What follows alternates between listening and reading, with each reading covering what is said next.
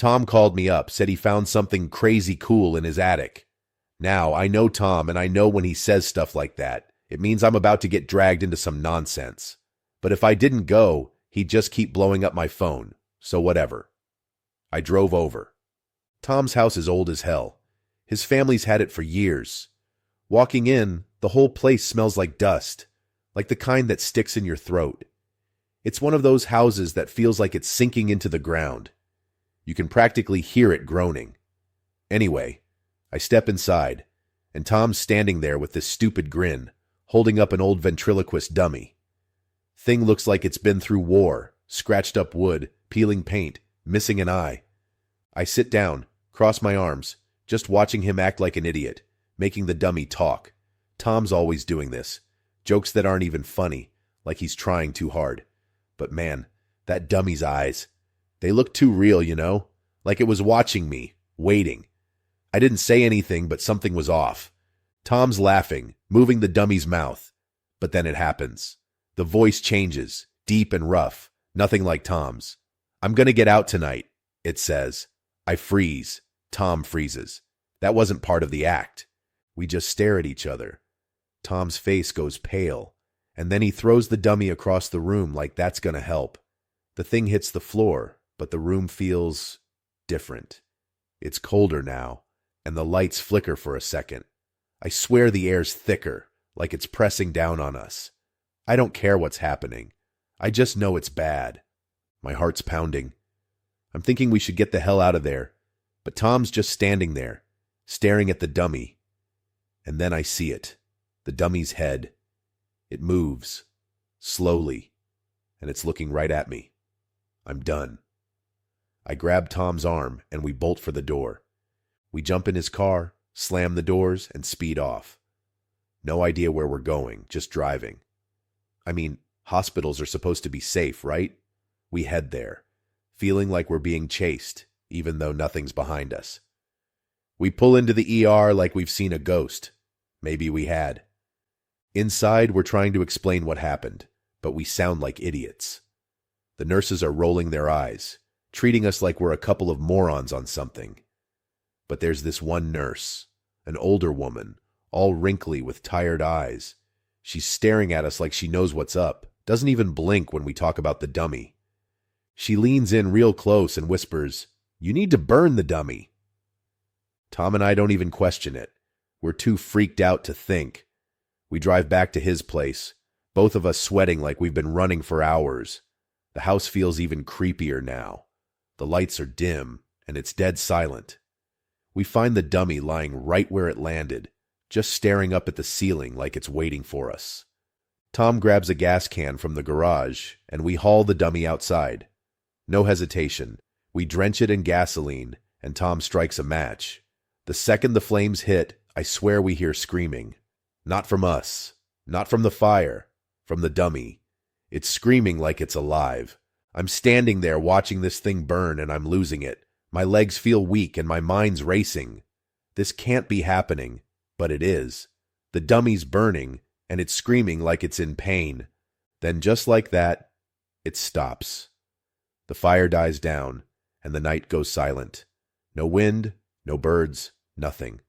We're just standing there in the dark, looking at the charred remains, waiting for something else to happen. But nothing does. We think it's over.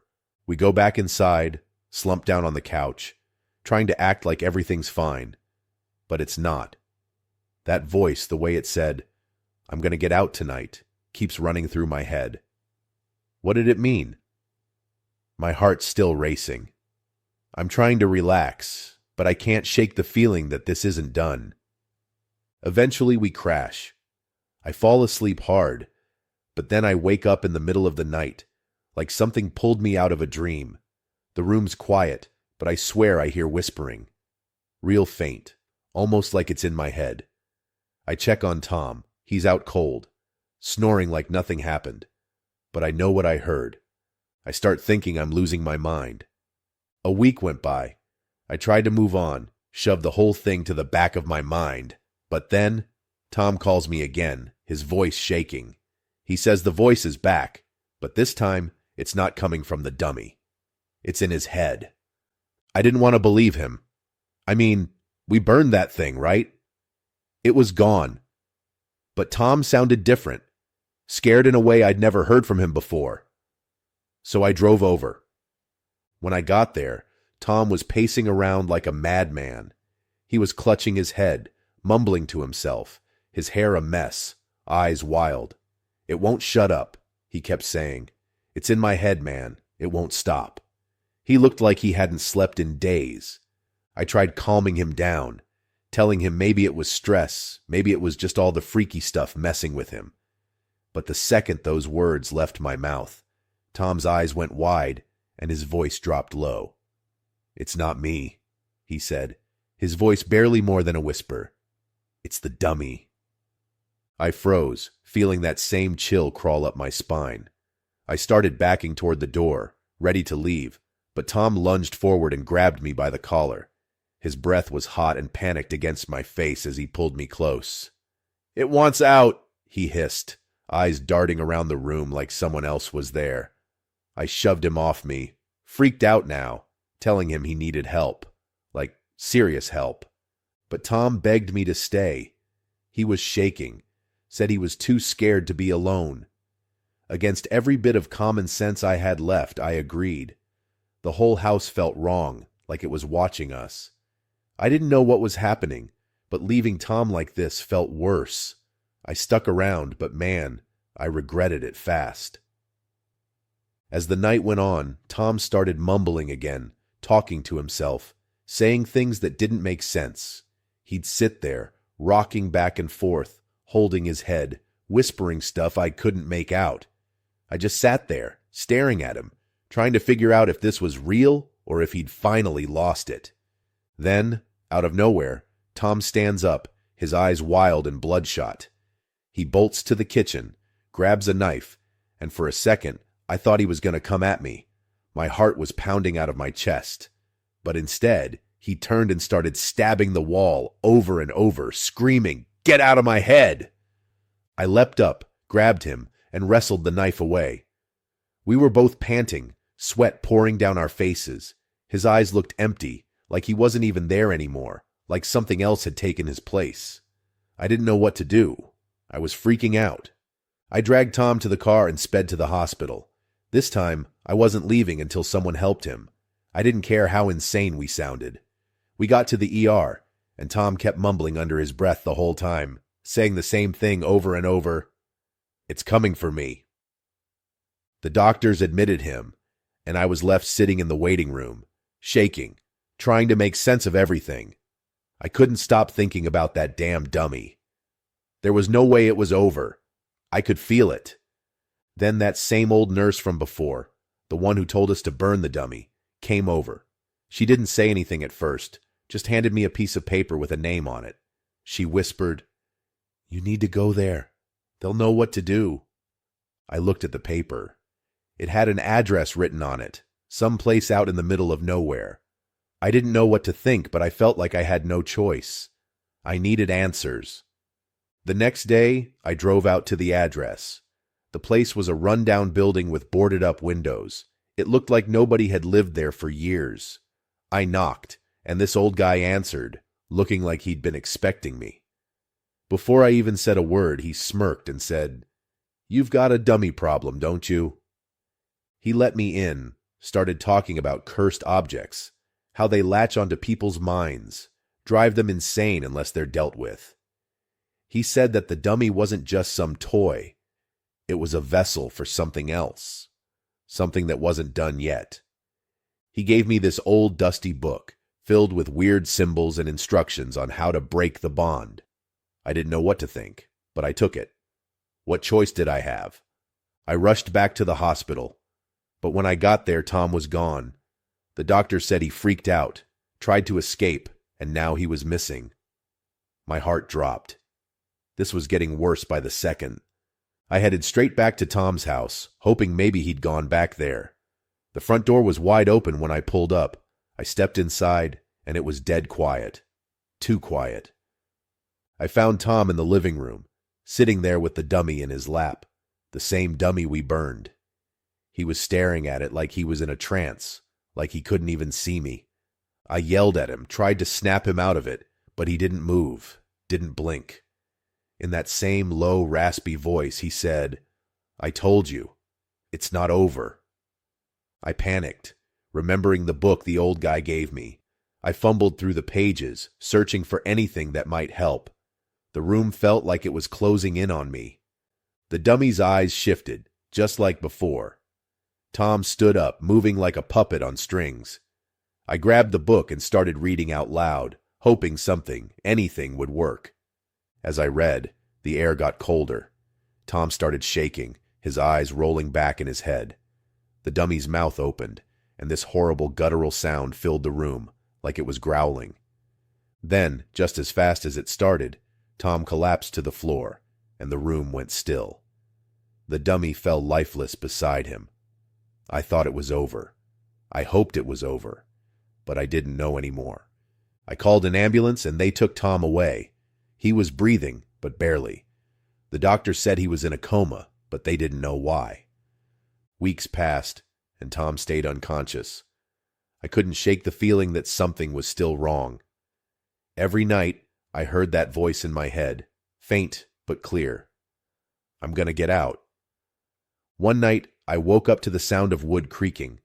I turned on the light, and there it was, the dummy, sitting at the foot of my bed, its eyes locked on mine. Story 2. I stepped into Grandma's house, that creepy, musty smell hitting me right in the face like the whole place was holding its breath. The kind of air that sticks to your skin, makes your stomach churn. Why did I have to be the one to clean it out? No one had been down to the basement in years. They all avoided it like the plague, but somehow it became my problem. Family, right? Everyone else always finds an excuse. Typical. The basement door creaked when I opened it. Thick, heavy darkness just sat there, like something waiting for me to make a move. For a second I froze. Was this even worth it? But duty calls, or whatever. I fumbled around for the light switch, and there it was, the junk. Shelves full of crap, old newspapers, stuff Grandma probably hadn't touched in decades. And then, tucked on a shelf like it was some kind of forgotten trophy, I saw the dummy. It looked wrong, like really wrong. I didn't want to touch it, but my hands moved on their own. Its eyes were too big, bulging out of its head like they were gonna pop, and its face was cracked, like someone had tried to fix it, but gave up halfway. I remember thinking, what the hell was Grandma hiding? I felt my skin crawl just looking at it, but I couldn't leave it there, could I? I picked it up. Why? Don't ask. I guess I thought it might be worth something. Maybe that was just an excuse to myself. Either way, that was the first mistake. Its cold wooden hands brushed mine, and I wanted to drop it right then and there. The thing felt alive, like it knew I was scared of it. That's what freaked me out the most. This thing was nasty. I should have left it in the dark. I dragged the dummy upstairs, tossed it onto the kitchen table like it was some piece of trash. Stupid, I know, but I didn't know then. The second it hit the table, though, I felt it. That shift in the air. Like someone was watching me. But the house was empty. Or was it? Later that night, I heard footsteps. Middle of the night, clear as day. Someone, or something, was pacing back and forth in the hallway. My skin crawled like bugs were running up my spine. I got up, checked it out, and nothing. No one was there. Just that damn dummy, sitting on the kitchen table, grinning like it knew something I didn't. I tried to shake it off, but it was useless. Every time I closed my eyes, I saw that cracked wooden face. Sleep wasn't happening. My mind kept spinning, and I knew I was losing it. I needed help. I called Rob, the dumb jock who thinks smashing things fixes everything. He's the guy you call when you're desperate. And I was. I figured maybe he could handle the creepy thing, break it into a million pieces, and we'd laugh it off like it was all in my head. When Rob came over, he took one look at the dummy and cracked up. "This is it? This little guy?" He laughed, picking it up like it was some joke. He started messing around, mocking me, making it say stuff like, "I'm your new best friend," like we were kids again. He didn't take any of it seriously, But then again, why would he? He hadn't felt what I felt. And then it happened. Rob tried to put the dummy down, but the thing wouldn't let go. Its wooden fingers wrapped around his wrist, tight, like it had a life of its own. Rob's face went pale, and all that cocky confidence drained out of him in seconds. He was frozen. Rob screamed, the kind of scream you don't hear from a guy like him, and threw the dummy across the room. It hit the floor with a thud, and just lay there. We both stood there, staring at it like idiots. It looked harmless now, but we knew better. This wasn't just a piece of wood. Panic kicked in, of course. What would you do? Call the cops? Yeah, that's what we did. Stupid, I know. We weren't thinking straight. The cops showed up, annoyed like we were wasting their time. But when one of them picked up the dummy, it bit him. No joke. Blood spilled from the guy's hand. He swore, threw the dummy into an evidence bag, and they got out of there faster than they came. At least it was gone, or so I thought. I thought that was the end of it. Dummy's gone, problem solved. Right? Wrong. That's when things really started to fall apart. Rob called me a few days later, his voice shaking. He was having nightmares, about the dummy, of course. I thought maybe he was just paranoid, but he wasn't the type to make up stuff like that. Rob told me he woke up in the middle of the night, drenched in sweat, because the dummy was sitting at the foot of his bed, staring at him with those huge, cracked eyes. His words were rushed, like he couldn't say them fast enough to get rid of the image in his head. I tried to calm him down, told him it was just a nightmare, but deep down, I knew better. The nightmares started for me too. I couldn't stop seeing the dummy. In my dreams, in the shadows, everywhere I looked. It was like it was burned into my brain. Then I got the call. The dummy had gone missing from the evidence room. No one could explain it. And guess what? The footsteps in my hallway were back. Every damn night, like clockwork. I checked the hallway again, knowing full well what I'd find. Nothing. But that feeling, that sense of being watched, it was worse than ever. I could feel it, lurking just out of sight. That sick grin was burned into my mind, and I knew something had to be done. Problem was, I didn't have a clue what. Rob and I met up. He looked like a wreck, and I wasn't much better. We both knew we had to destroy the dummy, but how do you destroy something that refuses to stay gone? It felt impossible. But we couldn't just sit around and wait for it to get worse. We needed a plan. I made the call. We were going back to Grandma's house. Maybe there was something in that basement that could explain all of this. Rob thought I was crazy, but he agreed to come with me. What else could we do? We went back into the basement, the same thick darkness swallowing us whole. But this time, there was something else. In the corner, behind some old boxes, we found a locked chest. It didn't take a genius to figure out it was important. The chest was heavier than I expected, and of course, we didn't have a key. Rob, being Rob, didn't waste a second. He grabbed a rock from the floor and smashed the lock open. Typical. Inside, we found a bunch of old yellowed papers that crumbled at the edges when I touched them. There was a small journal, worn and faded. My grandma's name was scrawled on the first page, like she had been writing this stuff down for years. I opened the journal, and my stomach tightened. The pages were filled with the strangest entries, rituals, symbols, and notes about the dummy. My grandma had been trying to keep it locked away, but something had gone wrong. The more I read, the more it felt like a warning we'd already missed. One entry jumped out at me. It said, "The dummy is a vessel. It needs a host." I felt cold all over. Was that why Rob and I were having nightmares? Was this thing trying to crawl inside our heads? It wasn't just a creepy puppet. It was looking for someone to control. Rob freaked out, pacing back and forth, saying we needed to burn the journal, the papers, the chest, everything. But I wasn't so sure. What if burning them made things worse? What if destroying the papers freed the dummy completely? I couldn't shake the feeling that maybe the journal was keeping it contained somehow, like some kind of barrier. Suddenly we heard it. Footsteps. Heavy, slow footsteps coming from upstairs. We both froze, our eyes locking. We weren't alone in the house. I grabbed a rusty pipe from the corner, while Rob picked up the hammer he always kept with him. We didn't say a word as we headed upstairs, following the sound. The footsteps stopped as soon as we reached the kitchen, and there it was, the dummy, sitting on the table exactly where I had left it before the cops took it away. How the hell did it get back here? My skin crawled, and my grip on the pipe tightened. Rob swung the hammer at it hard, but the dummy moved. I swear it dodged the hit like it saw it coming. Rob's eyes widened, and I could see the panic setting in. We were in deep now. This thing wasn't playing anymore. We chased it down the hallway, cornering it against the wall. I raised the pipe, ready to smash it into a million pieces, but then it turned its head. Its big, cracked eyes locked onto mine, and I froze. I don't know why. Something in me hesitated, like it was daring me to hit it. That moment of hesitation cost us. The lights flickered, and when they came back on, the dummy was gone. Just vanished, like it had never been there. But I knew better.